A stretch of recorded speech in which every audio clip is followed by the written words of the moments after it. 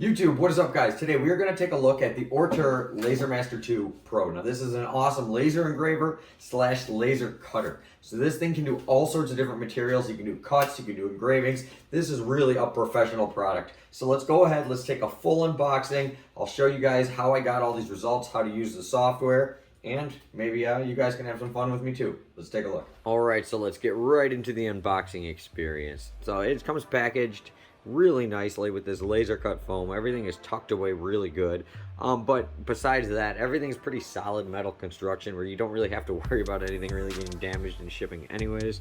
But if you were worried, it is packaged extremely well, so no worries there. Also comes with a full instruction manual in all different languages, so whatever your language, I'm sure they got it covered in there.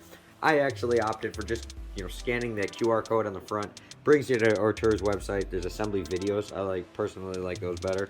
Also on YouTube, there's plenty of assembly videos. And this whole process probably took me about 45 minutes, but I was really taking my time. You could bang this out quicker than that if you rushed it, but I recommend taking your time, making sure you do everything good.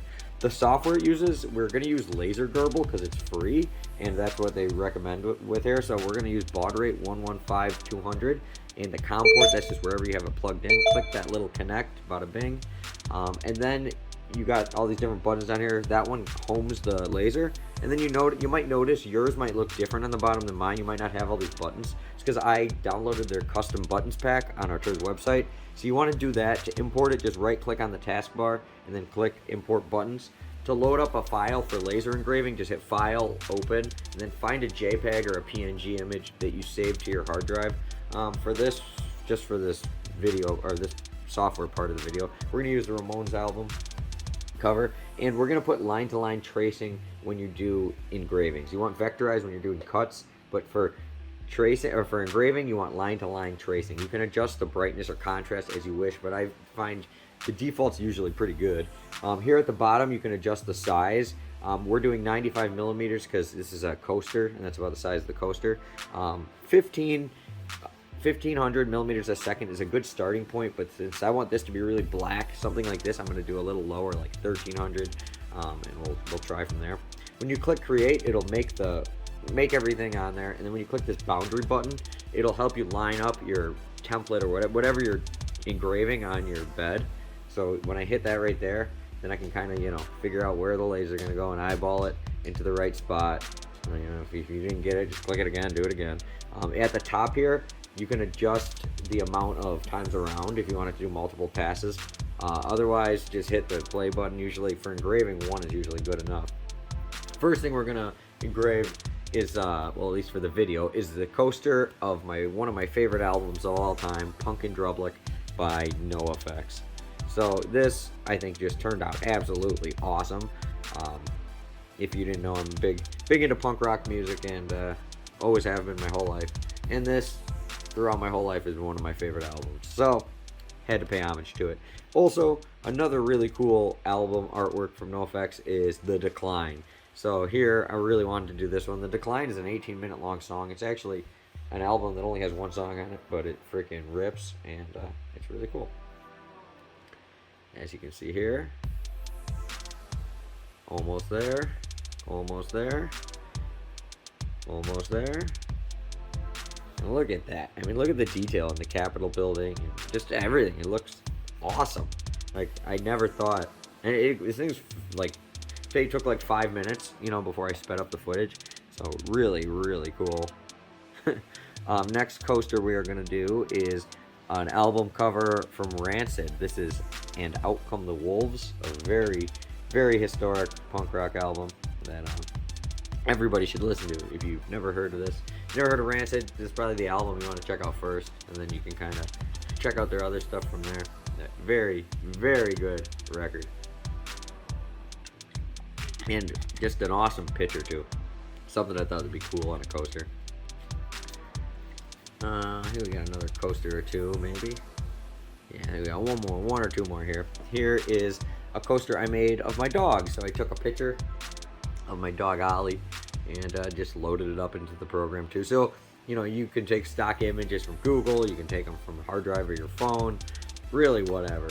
Really cool. And, you know, who doesn't want a coaster of their dog? Come on now. Thumbs up for Ollie. Okay, so I decided, alright, we're always making these coasters and everything. It's fun in games and stuff, but let's try something big. So this is a 14 inch round cutting board. So I decided to why not put the Mortal Kombat logo on it. So check this out. I think this turned out freaking awesome. I did this, I think, at 1,000. No, you know, this was at 1,500. And that's why you can still see the wood grain a little bit. I would have made it darker, I could have kind of got rid of that wood grain, but I kind of like how it came out. So here, let me show you guys some close-ups of all this stuff, because there's quite a bit of cool stuff we got here. So first, there's the Ramones, the Decline, the Propaganda, and Out Come the Wolves, and Pumpkin Drublic. And here's another Rancid album cover I made. And yeah, really impressed. So the laser engraving, it was all going to plan, going really good. So now let's try out the laser cutting. So I'm still new to that, and this will be my first time. So we're starting with the Mortal Kombat logo, because I think it would be cool to cut all this out. So now we're gonna, same thing, we're gonna go file, we're gonna open our picture, but now instead of going to line tracing, we're gonna go to vectorize. So that's gonna be the first change you're gonna need to make. Okay, and then this is the speed and the amount of passes you do. It's all going to depend on the material, how thick it is and stuff. For these coasters, they're wood, they're pretty hard wood. I'm using 145 millimeters a second, I think is like perfect for these. And then you just adjust the size, you know, on whatever size your canvas is. And same thing, bada bing, bada boom. And you just hit play like you would anything else, and you can carve it up. Yeah, so here you can see it's like a constant beam instead of it like, well, it's hard to tell in fast forward it anyways, but it's more concentrated when you do vectorize. It's more just like a line cut instead of like it turning on and off really fast and stuff. So as you can see now, when I take it off here, these just fall out basically. So now we got this, like, I think this turned out pretty cool. This is like I don't know what, skeletonized coaster. Yeah, and literally, this stuff just falls out. So I found with just one pass around, 145 worked pretty good. Off camera, I played around some other. I tried going at 300 and going around 2 passes, but I found that 145 1 was the sweet spot for me. Here, I made a Tekken coaster because my buddy, well, I play Tekken a lot too, but my one buddy is huge into Tekken, so I'm making this for him. So we got like the Jin's logo down there, and I'm just so impressed with like the small areas and everything between these letters, that the wood stayed intact, and so impressed with the cutting.